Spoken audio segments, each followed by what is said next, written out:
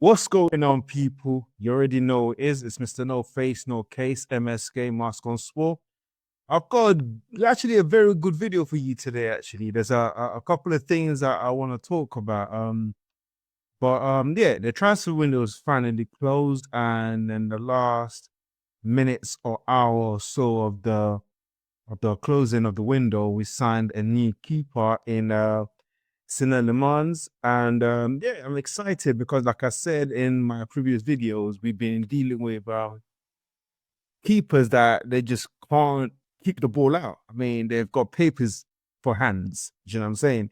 In Behinde and Onana. But the person I really want to talk about today is Andre Onana. And I'm glad that obviously we're going to finally see the end of him being in the first team. Do you know what I'm saying? So, as always, don't forget to like, subscribe to the channel, and also let me know your comments below. Right. So, Laurie Witwell has written a column, should I say, in regards to Andre Onana. For those who don't know who Laurie Witwell is, it's a sports journalist, a media personality, and he's also the first guy, the first journalist to break the Onana deal before we even signed him. He's the first one to break that news to say that Onana will be joining Manchester United. But right. So what I wanted to get into is straight away is the fact that Onana, the things that I've read from the report that Laurie actually that he reported on, basically, that is now out and everybody can see it. That's Laurie at Laurie Witwell. If you want to read the actual paper, the news that he's put out. So what actually surprised me, or should I say, what I took from this is the fact that Onana, what I read was immediately after the Europa League defeat to Tottenham, he went straight to Carrington, and he was expecting to be granted a new contract. And that is funny to me because with everything that he did last season, that's not the first thing you would expect this keeper to go do, which is to return to Carrington and then immediately ask for a new contract. And as everybody know, if we don't qualify or we don't make Champions League, there's a 25% reduction in wages. That's just that's just across the board. That's what Manchester United do. That's what he's been put into their contract. So he also wants that taken out in this new contract. So he wants to maintain the same wages that he's getting, at the same time a new contract. Do you know what I mean? So I don't understand what he wants that 20% reduction taken out of the new contract. Let me just make it clear. So that's what he wanted. And I don't understand. The team was just defeated. And the first thing he's thinking about is to, what's it called, to pretty much get a new contract. And as for what I read, that kind of baffled Amorim.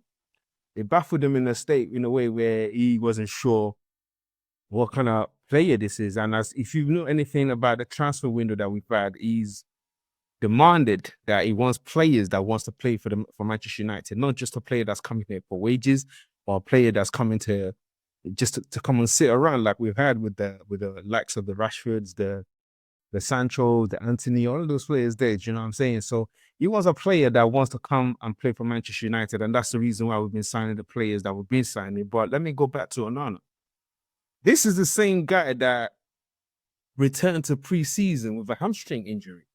Don't forget that. The player that when he went away on a break, don't get me wrong, I'm for it. I'm for it. You go away, you kick ball with family and friends, that's okay. But for you to get injured and come back to the club that's feeding you, that's paying you, injured with a hamstring. I mean, you're a keeper. How are you getting an hamstring injury? I don't understand. Well, we saw the video of him not being in goal, stepping out of goal and dribbling around and fumbling around. And that's the reason why he got injured. So not only did you want a new contract at the end of a defeat last season, you now return this season to preseason with hamstring injury. I mean, like any manager will be upset and will be baffled by that kind of situation. Do you know what I'm saying? So I don't see where I can fault Amorim in that situation. But what I can say is that during the transfer window, I don't know why we didn't sell him, because there was a team that wanted to pretty much buy him. AS Monaco established their interest in signing Onana, but opted against signing him. They opted against making a formal bid due to the 30 million price tag. I mean, I would have lowered that 30 million price tag and sell this guy. And I think the representatives of Onana also went on to speak to Amorim in regards to his Onana's position within the team, and he told them that they don't need to worry, they don't need to look for another club.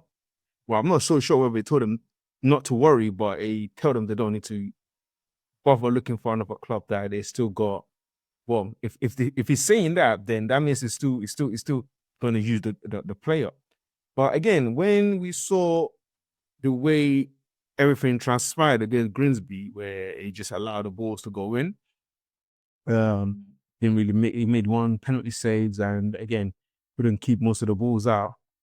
The way that went, I'm thinking, well, if this guy has done that, especially with the first goal, I feel like he let the first goal in on purpose.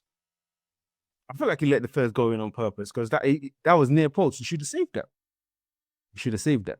Do you know what I'm saying? So that in itself, it just tells me a different story. And coming back to Carrington to not ask for a new contract is just baffling to me. It's just baffling. So I feel like we should have let him go during the transfer window that we had. And another thing is, I don't understand. Do you think it's wise that Amorim actually tell him to stay? Let me know your comments in the. Leave your comments below. Or was he one of those things where he wasn't sure whether or not we were going to get another keeper, or whether another keeper was going to be sanctioned by the board to bring in Arsenal demands now that we have him? If you didn't know that from prior, then I can excuse his decision to keep Onana at Manchester United. But let me know your thoughts in the comment below. Now, moving on to Garnacho. Garnacho, apparently, from everything that I've read as well, before the Europa League final, he's already told his friends and family that he's thinking about leaving Manchester United. I don't know whatever PR they have in mind. And he also said he wants to go to London.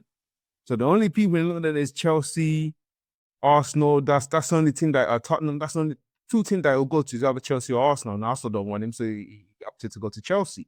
Now, if you're thinking about leaving the club from early, again, this manager has already told you when he came in that if you don't want to play for the club, I'm not playing. I'm not playing. If you're just here for your own glory, I'm not playing. The team has to be first. Do you know what I'm saying? So when Garnacho made that decision, I don't know if Amorim heard about it, but also what he was doing on social media, got a new haircut, got this, got that. All of that just to try and stunt in the Europa League final. And we all saw what happened in the Europa League final. He didn't play. He came on second half, and then he went on to social media to start making noise about the club and the manager and all of that stuff. But again, these are the players that we want out of the club anyway. And I'm glad that we've seen the back of them. I'm glad that the toxicity, I can't pronounce this word. What is wrong with toxicity? Yeah, that word, the toxicity, and the appalling attitude as well has been getting rid of. And that's one thing that I'm happy about and I'm appreciative about. So we've got rid of Sancho, we've got rid of Rashford, we've got rid of Alejandro Garnacho. And yeah, I think that's the reason why, because of all the nonsense that he was doing, that's the reason why Amorim decided to go for Mason Mount instead of Alejandro Garnacho. And if you don't want to play for this team, if you don't want to play for this club, then there's no point in you being in this club. And it's just that simple. But let me know what you guys think of the report by Laurie Witwell. Everything that he said, if you read it. Let me know about what Onana. I mean, been out asking for a new contract. Is it worth him asking? And also leave your comments below if you feel like Amorim has been don't know, a bit showing a bit of immaturity, keeping Onana rather than letting him go during the window. And also it just shows that Onana just it doesn't read the room. He's just one of those guys that can't read the room for asking for a new contract as well. But anyway, let me know your thoughts in the comment below, and I'll see you in the next video, guys.